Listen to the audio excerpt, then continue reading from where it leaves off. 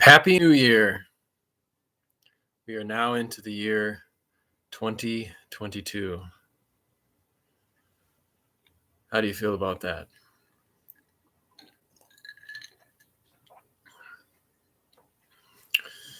Getting a little bit of a later start based on the scheduled time.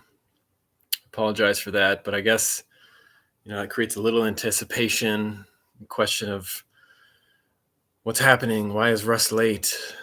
Is this all part of the plan? Is this in order to get me to get excited and wait with anticipation for his live talk?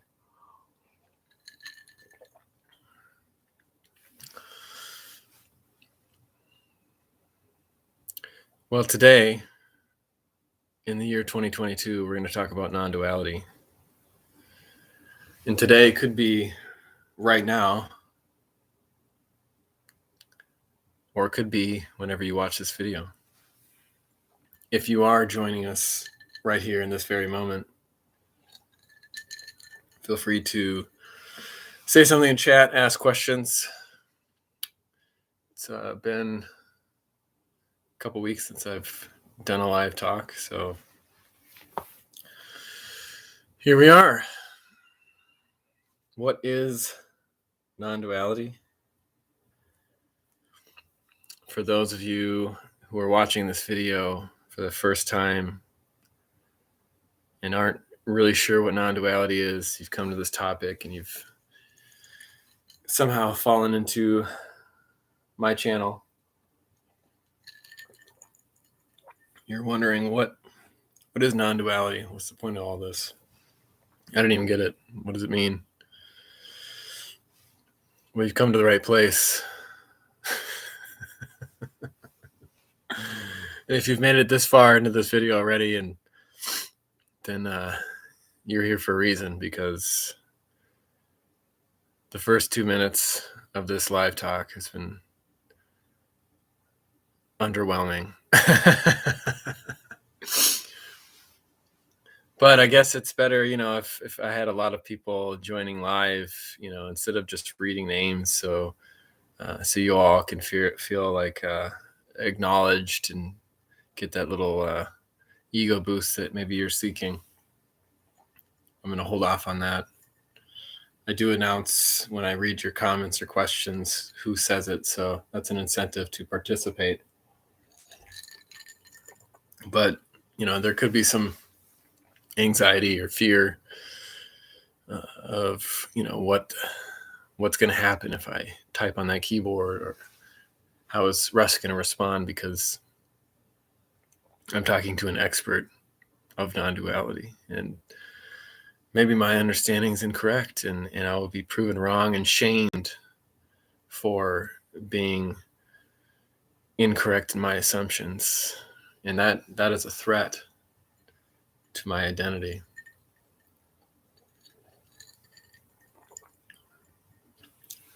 Or maybe I'm just fearful of rejection, of what he'll say when it comes to what I have to say. And how can I handle communicating with someone who speaks of themselves in the third person like Russ Rapp does? It's very intimidating.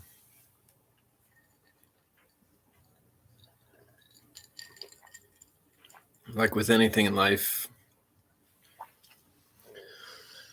there's a certain energy that you bring to things, and in this video, there's an energy that I'm bringing to you. Maybe you can sense it. One thing's for sure is I must be a little dehydrated because I'm drinking a lot of water. It's actually sparkling water from SodaStream, brought to you by SodaStream. I received no funding from SodaStream, no endorsement money, but I do drink a lot of it because I enjoy it, and it's super cheap compared to buying any other sparkling beverage. And I can add lemon or lime juice to it, and it's super awesome because it's alkaline, and it's good because we eat a lot of acidic foods. So there you go. Here's a little piece of advice. Drink carbonated water. I don't know if that's good for you or not, or if it's bad for the environment, but it tastes good. And it beats drinking a beer every day. So yeah, non-duality. That's what we're talking about. That's what you came here for, I guess. You came to receive the Sermon on the Mount, the burning bush, the tablets, the truth of non-duality. That's what you've come here for. And like I said, you've come to the right place, because I am the master of non-duality. You are not. That's the difference between me and you, is I know what non-duality is, and you have no clue. That's the relationship we have here. And if you can understand my sarcasm, then you will understand where I'm coming from. But if you look at the word non-duality, it means not two. Non means not or no. Duality means two. And yeah, I think it can be confused. There can be judgment against duality or binary or opposites. The things we see, the things we observe, we can say, well, that's bad because that's an illusion, or that's bad because it's a lie. Separation, dualism, opposing forces is an illusion. And so anything that seems to be separate or dual is bad. And so we have to unite into one, because that's the higher level of consciousness. That's the pinnacle of what it means to be self-realized. But that in itself is, at the same time, trying to negate duality is also creating the duality. Because if there's something that you are trying to obtain, if you're trying to unite the yin and the yang, the yang and the yin and the yang, the male and female, if you're trying to unite that into one unity, one united energy, then it is admitting to the fact that you believe that there is duality in the first place. So in a sense, it is solidifying your belief in duality, not the other way around, because it's something you're trying to escape, you're trying to unify. And yet, in the same breath, it's not that you are trying to not unify, that you're not trying to bring together, not trying to heal the separation or understand the significance of opposing forces. It's not saying that you're not supposed to be doing anything, or everything is to be left up to nothing.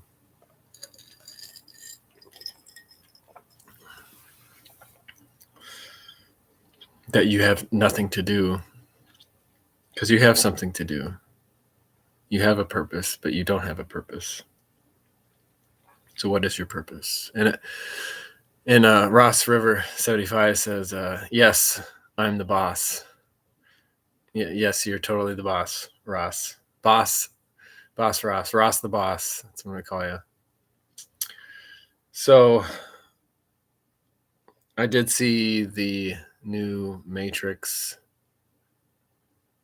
Resurrections movie about a week ago or so. And, I'm not going to spoil anything in the video. But the one thing they did kind of point out was, when they talk about the red pill and the blue pill, that the choice of taking either is an illusion, because you've already made the choice. And you can't reduce the magnificence of reality, or the infinite complexity of the universe, into a dualistic choice, because that's reductionistic, essentially.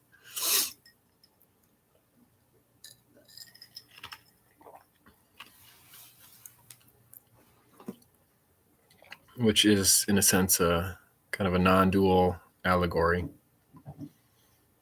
if you will.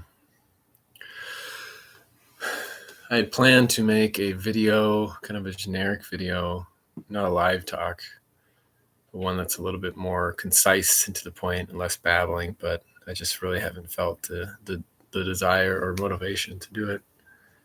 Call it like non-dual awareness or something. And part of that video was going to be talking about the somewhat cliche connection between computers and the human mind, and making the analogy between the two.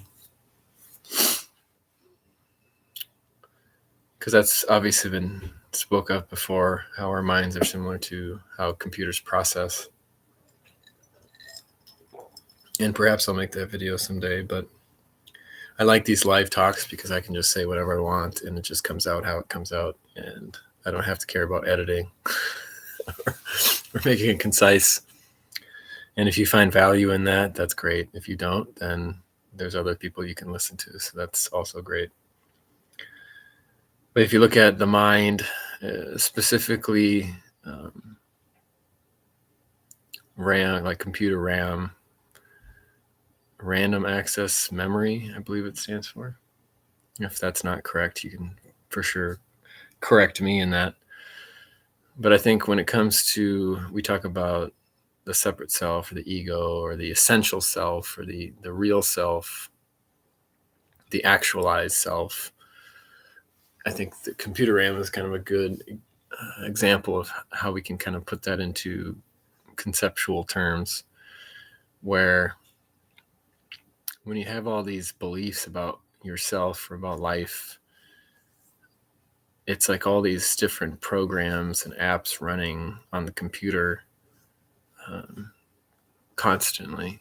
And so you have your computer hardware running all these software programs, and the RAM gets overloaded because the computer is trying to do so much of this at once, and the computer slows down or has issues or gets bugs or whatever because it's trying to process all these things that aren't really necessary. And so part of peeling back the onion and becoming more of an authentic, essential person, or acting that way, is kind of reviewing, observing the different programs that are running, becoming aware of those programs and deleting them or stopping them. And so you get kind of to the basics of who you are. But if you're running a computer program without running those programs, there would be nothing. There would be nothing on the screen. Nothing would be processing, essentially.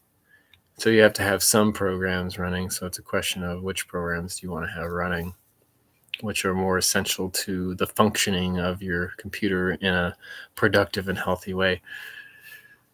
And that's all well and good. I mean, that's part of the process of cleaning out all the junk and the belief systems that you build into your life, that you create over time. And typically, it's in the latter stages of development that you reflect on that, because the early stages, you're obviously building some of those structures. And if they get built in a healthy, stable way, then that's a good program that is beneficial to the separate self. But if the program itself is destructive or negative or inhibitive of good behaviors or intentions, then that's something to observe and get rid of.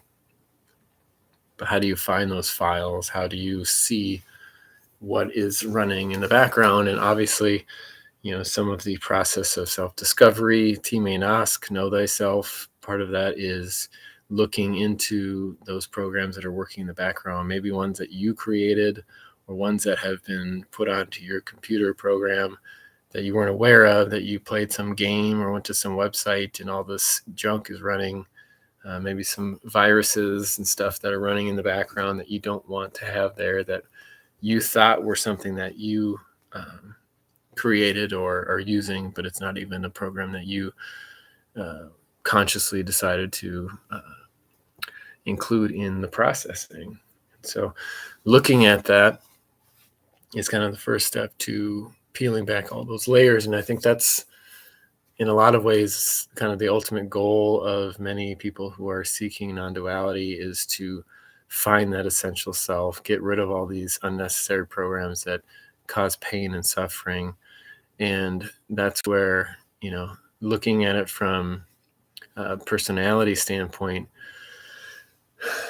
from let's say a type 5 on the Enneagram observer standpoint, part of that computer processing that gets overloaded is this desire to obtain knowledge, this desire to become wise, to be able to mentally hold the world into one's own consciousness in order to be safe and secure, or to feel like you are capable of interacting with the large, big, scary worlds. And so that's where I think, for me, understanding it in a computer context, it's seeing how the mind wants to hold on to, because the deadly sin of a type 5 is avarice or greed. And it's like, well, what does that mean when there's a minimalist type of a personality that wants to just be in their head all day and not necessarily care about the external world? But it's really the internal attachment to the external world that is being held onto or maintained or attached to, that can cause issues because of the avarice and greed. And we watched A Christmas Carol over the holiday season here, and you have the character of Scrooge, who is the miser who has a lot of greed and holds on to things. And that's kind of a symbol of how the mind works in that sense, to hold on to all of those things in reality and have all these programs running. Because if you get rid of all these mental productions, these worldview type structures, this knowledge base, if you get rid of that, then the self, or the ego, feels exposed, feels like it can be hurt or damaged or taken advantage of, or ultimately, gotten rid of. The void, the absolution, if you will, that is the fear that wants to be avoided. And so when you create all these structures, all these mental concepts in order to this knowledge that you want to obtain, that's a self defense mechanism to relate to the world. And so that's, where a lot of times when talking about non-duality, we're talking about ideas and concepts. And a lot of this is a mental type of a transmission, because that's where the attachments are, essentially, in a lot of ways. Whereas other personality structures have programs running that are not necessarily functioning in the same way. Maybe those are attachments to relationships or feelings, or other drives in life that are basically running in the background that we're maybe not aware of, that are driving attitude and behavior. And so there's different ways of how that manifests in life, and part of that is to understanding how yours uniquely manifests, and seeing that for what it is. But what does all of that have to do with non-duality? Essentially nothing. But on the same breath, on the same token, having the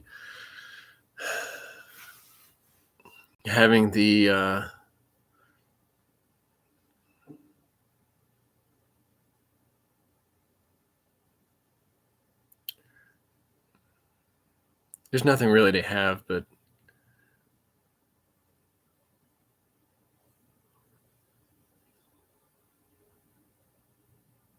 having awareness of how the mind works, how the ego works, how all of those structures are put in place and are running, then I guess that's helps in the recognition of seeing what you aren't, and seeing that which you observe is that which you are not. And so the freedom of that, realizing that what you are is not the limited structure, the computer program that is running. And if you're not that, what are you? And so that's where there's that sense of freedom that, like Tony Parsons says, expansiveness, or whatever, however he frames it. But like there's this and then there's this. And even though there's programs running, there's this sense of flow, I guess you could say, from an energetic standpoint, where there's an expansiveness or contraction, and the contraction is the belief that the programs that are running are you, and recognizing the non-duality of that, it helps point in the direction of who you are, which you can't obviously point to.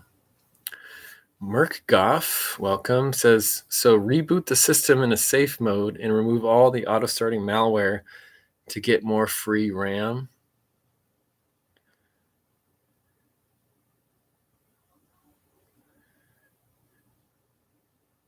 Yeah, I guess. I mean, this is getting in the realm of, self-improvement, or psychology, or human development, that sort of realm, which it is what it is, but I think the recognition of that is maybe the start.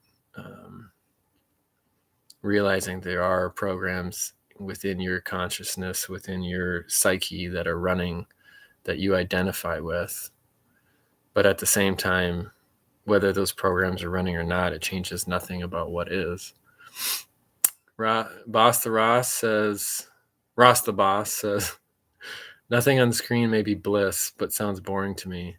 Yeah, I think that's kind of the knee-jerk reaction to non-duality, or this conversation of the no person, or nothing is everything, or no, that's a drug commercial.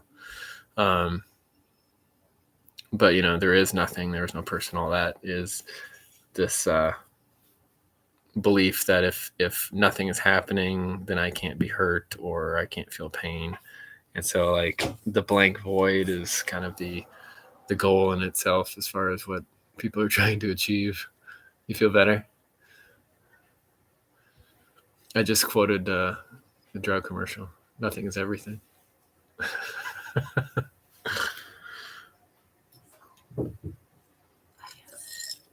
Who is the woman behind the camera? Who is the yin to my yang? Murkoff says, look behind the graphical interface with some neat developer tools that reveal what's going on behind the scenes. Yeah, I think there are tools and structures. Like I talk about the Enneagram a lot. That was kind of the big one for me initially, was finding out about that. I've mentioned this in other videos, but in college, I had a professor who was teaching a class on small group communication. Her name is Sheila, and she, in part of the process, brought in the Enneagram and kind of just did a basic overview one day in class, but it like kind of hooked me in there. And I don't think that was part of the official program or official syllabus or class, but she brought it in because she thought it was beneficial. And that's why I think she's such a cool person. She's doesn't have to be approved by the university necessarily, but she asked me, I'm like, I think I'm a type 4. And at the time, that was kind of my initial take.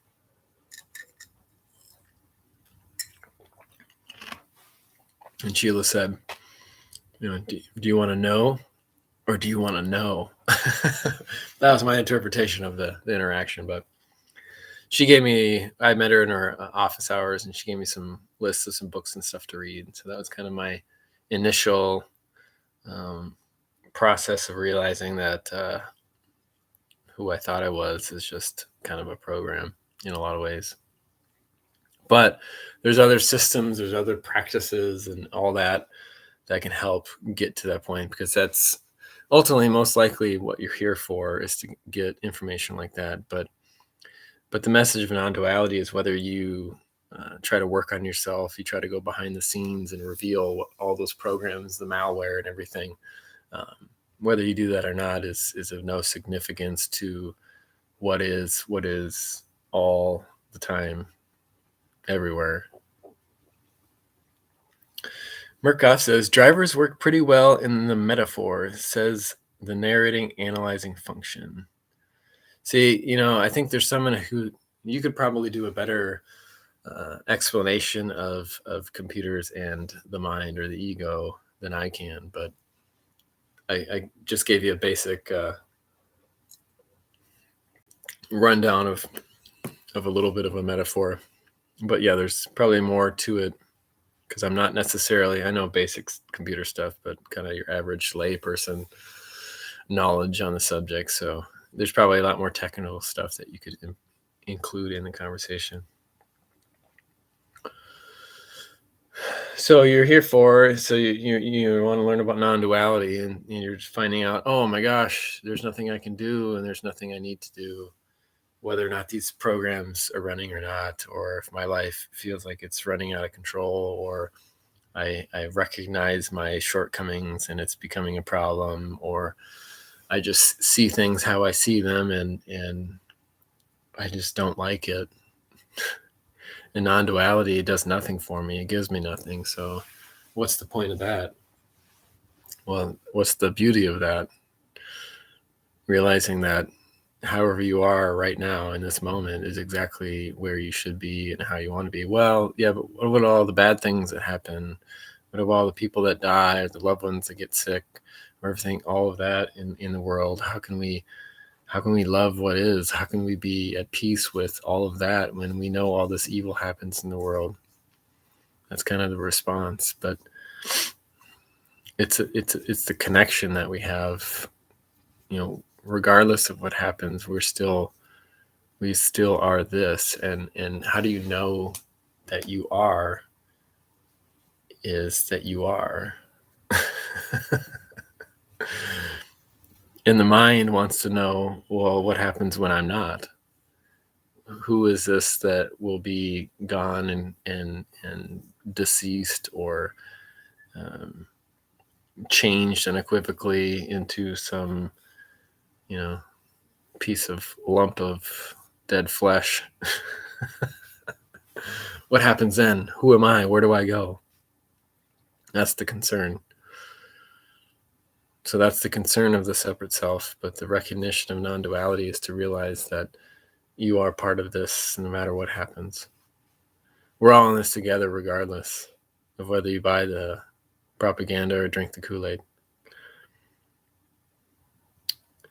Ross the boss says, yeah, why do I see this mess? Well, that's what happens, is you observe, you see things, you make judgments, and that's what happens.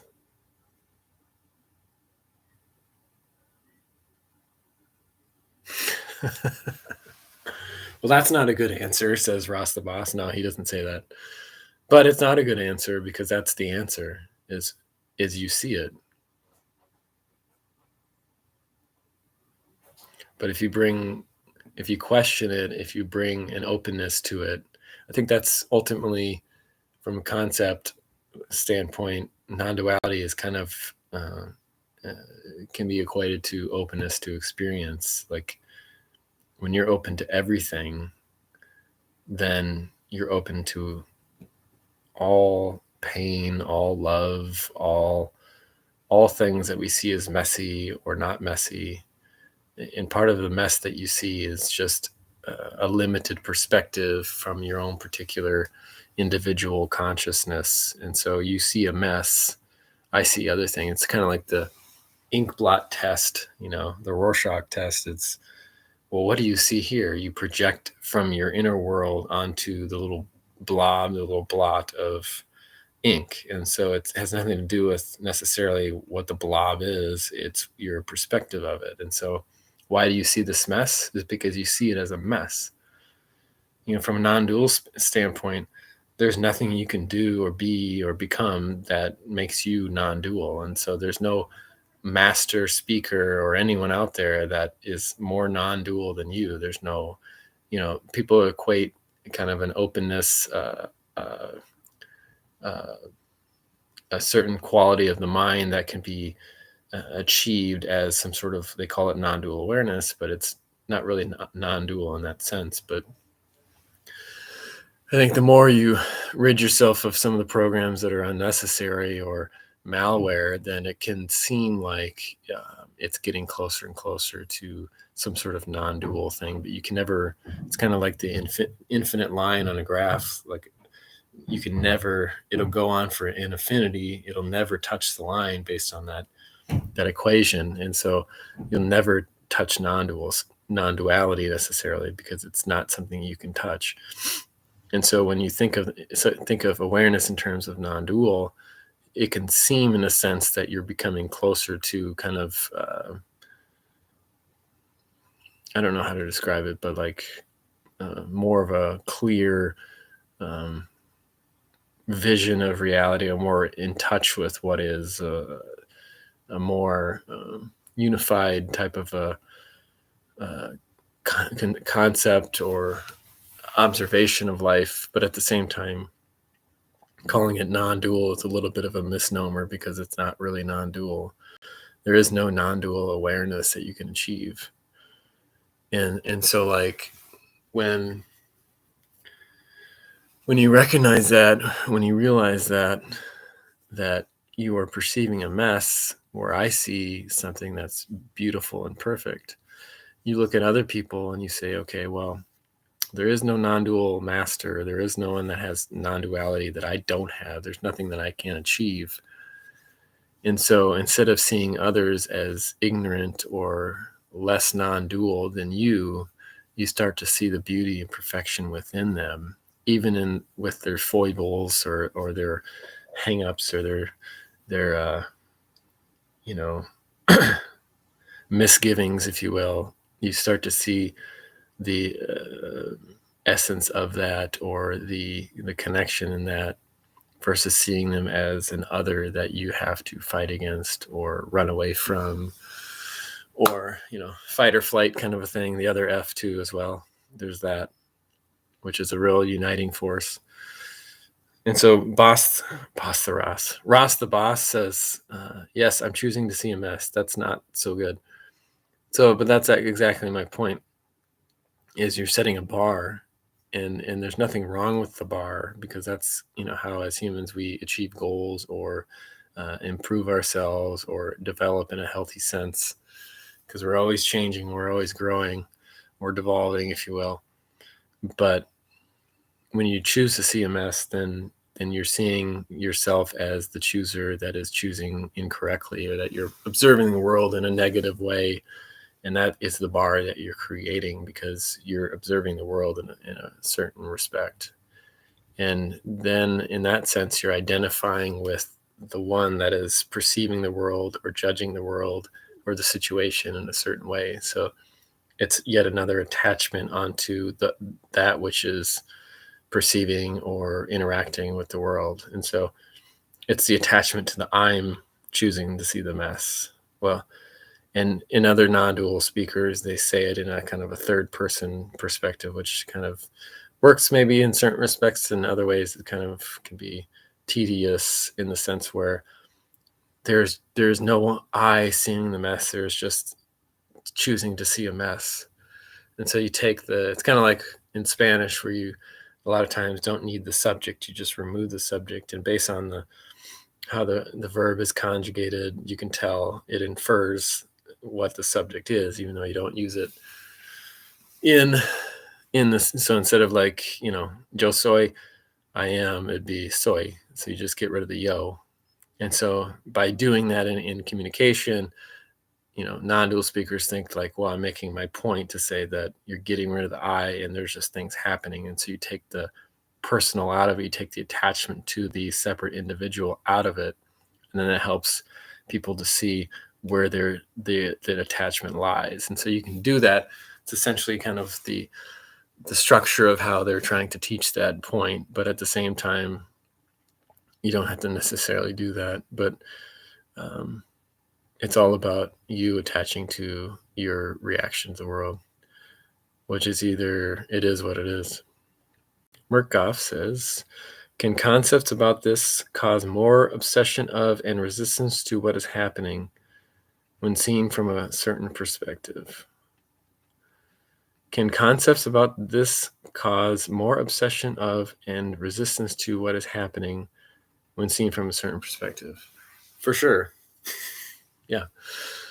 And so when, like I said, when talking about setting the bar or setting an expectation, when you learn about non-duality, then there's all these concepts of beliefs that go along with it, because as a human being, that's kind of what we're predisposed to do. And so when you see you see the trick of the magician and you see how it works, and then when it continues to happen, you continue to fall for the same trick, maybe in different forms. There's the rabbit in the hat trick is, kind of the cliche one, but it's anytime something appears that you don't expect, it's a kind of an appearance trick. And so you can continue to fall for the same basic idea, even if the structure or the form changes a bit.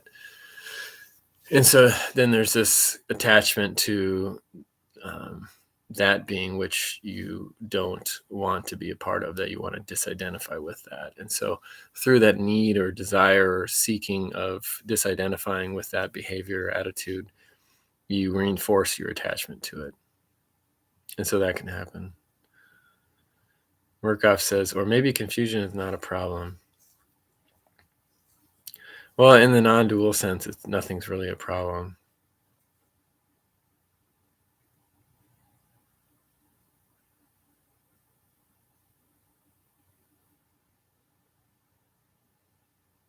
But how can you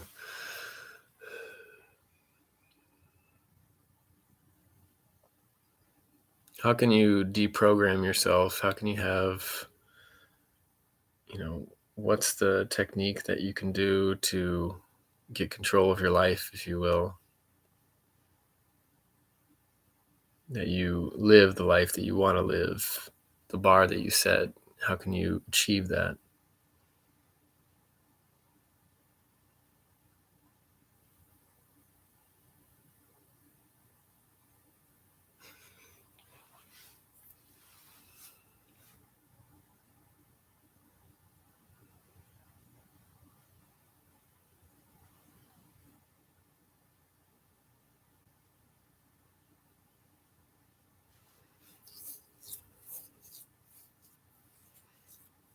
I mean, the conversation of non-duality is doesn't need a context necessarily, but we always interpret it or communicate the idea of non-duality in a certain context. And so whatever level of psychological balance or development as a human you've gotten to, age, all those other things, the message of non-duality is the same, but the interpretation of it can change. And so being aware of that can help lessen the misunderstanding of what non-duality is saying.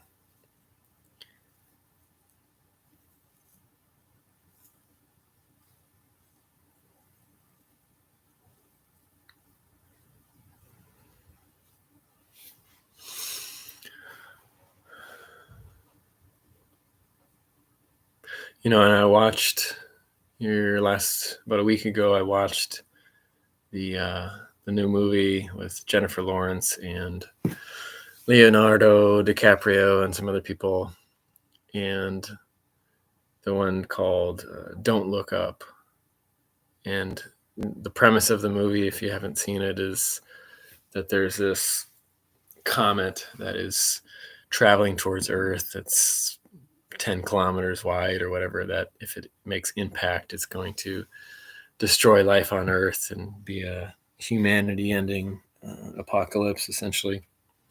And there's a couple of scientists that uh, observe the phenomenon and realize by doing the calculations that the impending doom is coming. And so they are tasked to basically try to save the world and run into all these roadblocks because people have their own motivations, intentions, things that they're trying to achieve, and they run into issues getting people or convincing people that the problem is real and that it's coming. And so, the people that go against their expert opinion, they say their mantra is "Don't look up," because they don't want people to see the big comet flying toward them that's going to kill them. They just want them to live in ignorance, and that's the premise of the movie, I guess. But I think what you can take out of it is there's some interesting kind of interpretations of human behavior, of society, or that sort of thing that you can find some humor in. It's kind of a dark humor sort of movie, but I think a lot of times the key is when it comes to non-duality is recognizing that the illusory nature of the self and other, or of duality in general. Because a lot of times we see problems or issues from a dualistic, well, I should say most every time we see it dualistically. And so the easy, less risk to the self-concept to take, the stance to believe in, is that there are other people that are stupid and are the ones with their head in the sand, and that you are the one that has the knowledge that is right and true and correct. And that's an easy stance to take, is to see the other as the fabled, ignorant other. And the harder, more challenging road to take is to see that within yourself, see the ignorance within yourself, and to question your own belief systems, and to question how you see the world, or your own self-concept, because it's easy to some extent to see others as being flawed and not yourself in a lot of ways.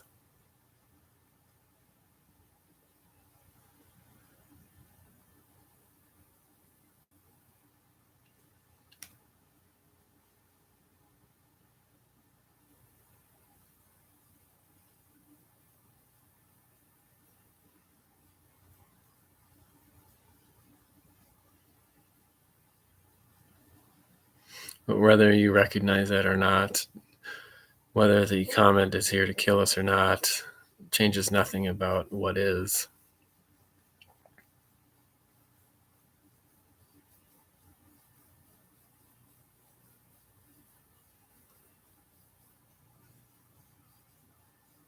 Because there's nothing to prove. There's no science behind non-duality. You can point to science and show quantum mechanics and different things that point to the nature of reality, but you can never really prove the essence of non-duality.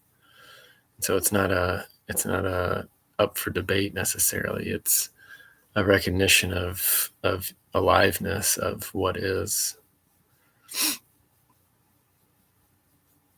whether or not you realize it. Murgoff says, "Cool, thanks for shaking some beliefs. Good evening to you." Well, thank you, Murgoff. I appreciate you joining.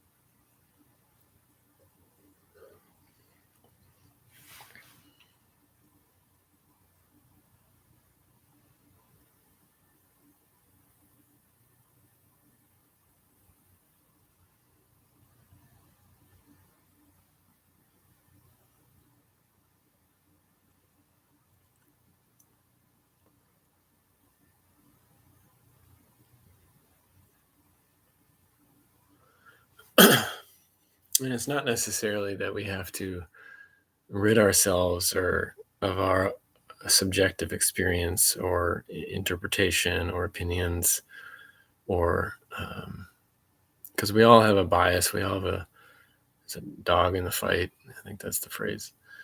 Um, we all have a perspective, and so a recognition of your biases can help be more objective in observing the world and what's happening around.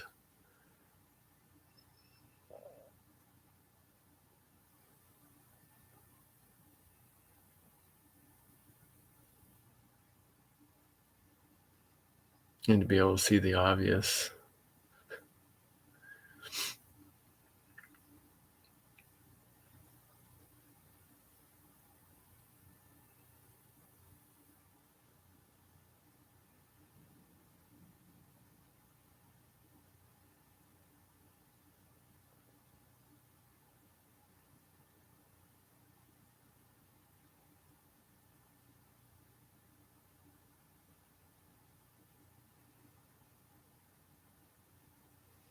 But non-duality is not making a judgment. It's not saying this is how it should be. It's just saying this is what is. And a lot of times in the quest to achieve something, for instance, like, if we want to be more tolerant or more accepting of others, then who becomes the other to that assumption or belief? It's the ones that we perceive to be less tolerant or less accepting. And so by trying to be more accepting of others, we end up creating that which we're trying to avoid, is becoming less accepting because we see others as different and we don't like their opinion. Boss Ross says, the very fact I can choose positive or negative thoughts seems to imply duality, but maybe that only seems that I seem to choose. Yeah. Do you really choose your thoughts? I'd put that one to the test, see how that goes.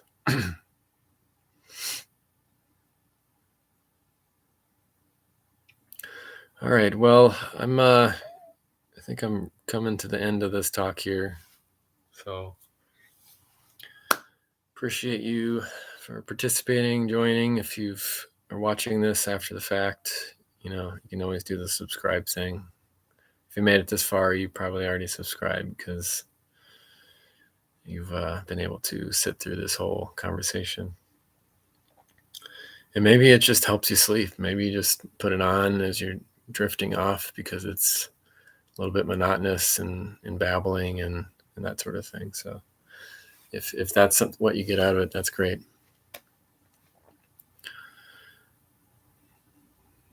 I'll leave you with this. And we know that in all things God works for the good of those who love him, who have been called according to his purpose. And that's Romans 8:28.